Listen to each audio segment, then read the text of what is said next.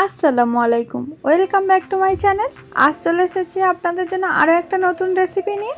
আজ আপনাদের জন্য বিকেলের একটা নাস্তার রেসিপি বানিয়ে আপনাদেরকে দেখাবো। খুব মজাদার একটা নাস্তা, আর আপনারা এই নাস্তাটা খুব সহজে বানিয়ে নিতে পারেন, আর খেতেও অনেক অসাধারণ হয়। তো চলুন রেসিপিটা শুরু করা যাক। তো এই রেসিপিটি বানানোর জন্য প্রথমে আমার লাগবে ময়দা। তো আমি এখানে 300 গ্রামের মতন ময়দা নিয়ে নিয়েছি। চলুন এবার ময়দাটা মাখিয়ে নেওয়া যাক। এবার ময়দার মধ্যে 1 চামচের মতন চিনি দিয়ে দিচ্ছি।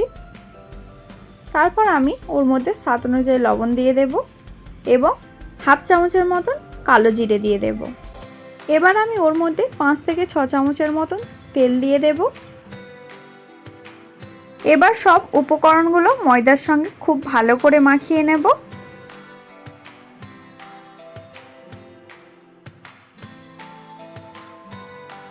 দেখুন এখানে তেলের সঙ্গে ময়দাটা খুব ভালো করে মাখানো হয়ে গিয়েছে। এইভাবে মুঠো করে আপনারা সেটা দেখে নেবেন। এবার আমি ময়দাটা হালকা গরম জল দিয়ে মাখিয়ে নেব। এখানে আমি উষ্ণ গরম জল ব্যবহার করেছি। আমি এবার অল্প অল্প করে জল দিতে থাকবো এবং ময়দাটা মাখাতে থাকবো। এখানে ময়দাটা খুব ভালো করে মাখিয়ে নিতে হবে।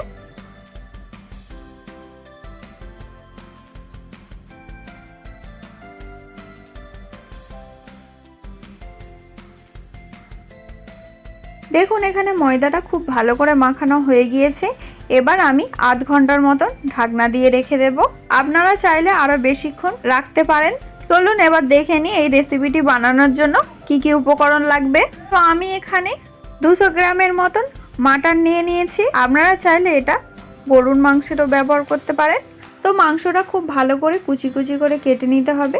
তারপরে বাদাম নিয়ে নিয়েছি, 1 চামচ আদা রসুন বাটা, 1 চামচ জিরের গুঁড়ো, 1 চামচ ধনের গুঁড়ো, 1 চামচ লঙ্কার গুঁড়ো, 1 চামচ হলুদ গুঁড়ো, কাঁচা লঙ্কা কুচি এবং 2টো মিডিয়াম সাইজের আলু কুচি কুচি করে কেটে নিয়েছি এবং স্বাদ অনুযায়ী লবণ লাগবে। চলুন এবার পুরটা বানিয়ে নেওয়া যাক। তার জন্য আমি গ্যাসের মধ্যে কড়াটা বসিয়ে দিয়েছি। এবার আমি ওর মধ্যে তেল দিয়ে দেব। তেল গরম হয়ে গিয়েছে। এবার আমি ওর মধ্যে কালো জিরে ফোড়ন দিয়ে দেব। তারপর 1 চামচ আদা রসুন বাটা দিয়ে দেব। এবার আদা রসুনটা একটু নাড়াচাড়া করে সামান্য পরিমাণে জল দিয়ে দেব।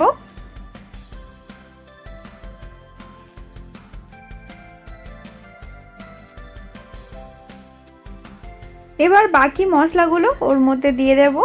প্রথমে আমি 1 চামচ লঙ্কার গুঁড়ো দিয়ে দেব। তারপর 1 চামচ জিরের গুঁড়ো দিয়ে দেব, 1 চামচ ধনের গুঁড়ো দিয়ে দেব, 1 চামচ হলুদ গুঁড়ো দিয়ে দেব এবং স্বাদ অনুযায়ী লবণ দিয়ে দেব। এবার মশলাগুলো খুব ভালো করে বেশ কিছুক্ষণ ধরে কষাতে থাকবো, যতক্ষণ না মশলা থেকে তেল ছেড়ে আসে। বেশ কিছুক্ষণ ধরে মশলাটা কষানোর পর তেল ছেড়ে দিয়েছে। এবার আমি ওর মধ্যে মাংসটা দিয়ে দেব। এবার মাংসটাও বেশ কিছুক্ষণ ধরে কষাতে থাকবো।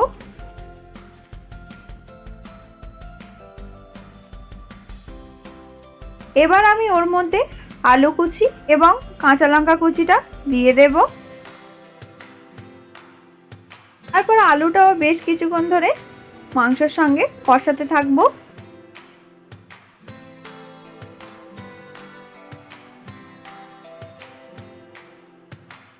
বেশ কিছুক্ষণ ধরে কষানোর পর এবার ওর মধ্যে জল দিয়ে দেব। তারপর ঢাকনা দিয়ে দেব মাংস আর আলুটা সেদ্ধ হওয়ার জন্য। 5 থেকে 6 মিনিট হয়ে গিয়েছে। এবার ঢাকনা খুলছি। দেখুন এখানে পুরটা অলমোস্ট হয়ে গিয়েছে। এবার আমি একটু নাড়াচাড়া করে ওর মধ্যে 1/2 চামচের মতন গরম মশলার গুঁড়ো দিয়ে দেব। তারপরে একটু নাড়াচাড়া করে বাদাম দিয়ে দেব। তারপরে আরও একটু নাড়াচাড়া করে পুরটা নামিয়ে নেব। তারপরে পুরটা কিছুক্ষণ ঠান্ডা করে নেব। দেখুন এখানে ময়দাটাও আধ ঘন্টার মতন ঢাকনা দিয়ে রেখে দিয়েছিলাম। দেখুন ময়দাটা কতটা সফট হয়ে গিয়েছে। এবার আমি ওই ময়দা থেকে লেচি কেটে নেব। এই ময়দাটা থেকে 4 ভাগ লেচি কেটে নেব।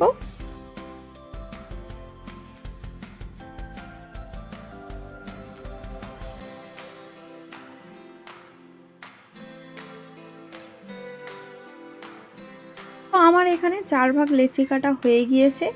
এবার আমি 1 ভাগ নিয়ে পরোটার মতন বেলে নিতে হবে। পরোটাটা বড় করে বেলে নিতে হবে।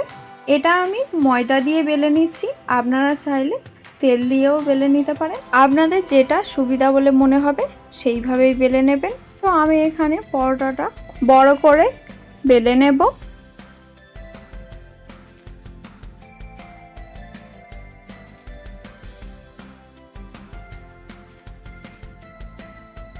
বেলা হয়ে গিয়েছে, এবার পরোটাটা কেটে নেব। প্রথমে আমি মাঝখান থেকে পরোটাটা কেটে নিচ্ছি। মোট পরোটাটা 8 ভাগ করে কেটে নিতে হবে। আমি যেইভাবে কেটে দেখাচ্ছি আপনারাও ঠিক সেইভাবে পরোটাটা কেটে নেবেন।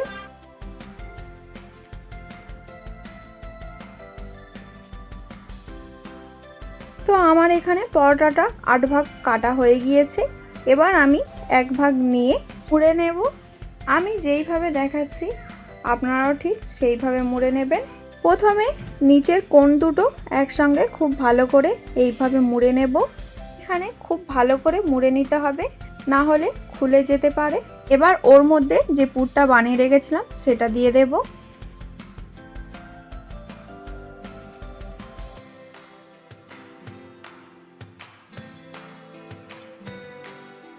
পুরটা দিয়েছি, এবার সামান্য পরিমাণে আঙুলের মধ্যে জল দিয়ে মুখটা খুব ভালো করে মুড়ে দিতে হবে, যাতে পুরটা বাইরের দিকে একটুও না বেরিয়ে আসে। এটা একটু খেয়াল রেখে আপনারা মুড়বেন। এবং তারপর আরেকটা কোণ যেটা বাড়তি থাকবে সেটা নিয়ে নেবেন। ওটা মুড়বেন না এখন, ওটার মধ্যে এইভাবে ছুরির সাহায্যে লম্বা লম্বাভাবে কেটে নেবেন। ও কাটা হয়ে গিয়েছে, এবার ওই মুখটা খুব ভালো করে এইভাবে মাথার সঙ্গে আটকে দিতে হবে। তো এইভাবে বাকিগুলোও বানিয়ে নেব। আপনারা যদি না বুঝতে পারেন তাহলে আপনাদের জন্য আরও একটা মুড়ে দেখাচ্ছি, আপনারা দেখতে থাকুন। তো এইভাবে আরও একটা নিয়ে নিলাম। তারপরে নিচের কোণ দুটো খুব ভালো করে মুড়ে নিতে হবে। এবার যে কোণটা হয়েছে ওর মধ্যে আমি পুরটা দিয়ে দেব। তারপরে আঙুলের সাহায্যে সামান্য পরিমাণে জল ওর মধ্যে লাগিয়ে দেব। তারপরে মুখটা খুব ভালো করে মুড়ে নেব।